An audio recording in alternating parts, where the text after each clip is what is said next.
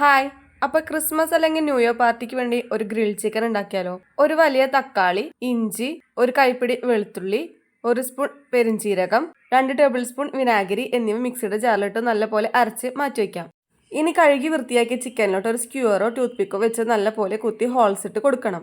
അതിലോട്ട് ആവശ്യത്തിനുള്ള ഉപ്പ്, 1 സ്പൂൺ മഞ്ഞൾപ്പൊടിയും, 3 സ്പൂൺ കാശ്മീരി ചില്ലിയും, 2 സ്പൂൺ കുരുമുളക് പൊടിയും, 3 സ്പൂൺ ചിക്കൻ മസാലയും, ഏത് മസാല വേണമെങ്കിലും നിങ്ങൾക്ക് എടുക്കാം. ഞാനിവിടെ മന്തി മസാലയാണ് എടുത്തിരിക്കുന്നത്. 2 സ്പൂൺ എരിവുള്ള മുളക് പൊടിയും, 2 ടേബിൾ സ്പൂൺ സോയാ സോസും, നേരത്തെ അരച്ച് വെച്ച ടൊമാറ്റോ പേസ്റ്റ് കൂടി ചേർത്ത് നല്ലപോലെ മാരിനേറ്റ് ചെയ്ത് 2 മണിക്കൂർ ഫ്രിഡ്ജിൽ വെച്ച് എടുക്കാം.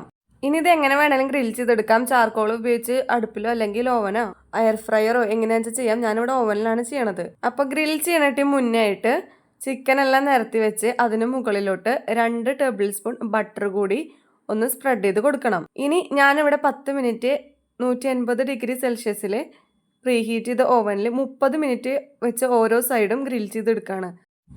ആദ്യത്തെ സൈഡ് 30 മിനിറ്റ് ഗ്രിൽ ചെയ്തതിന് ശേഷം തുറന്ന് ഒന്ന് തിരിച്ചിട്ടതിന് ശേഷം അടുത്ത സൈഡ് 30 മിനിറ്റ് ഒന്നും കൂടി ഗ്രിൽ ചെയ്തെടുക്കാം.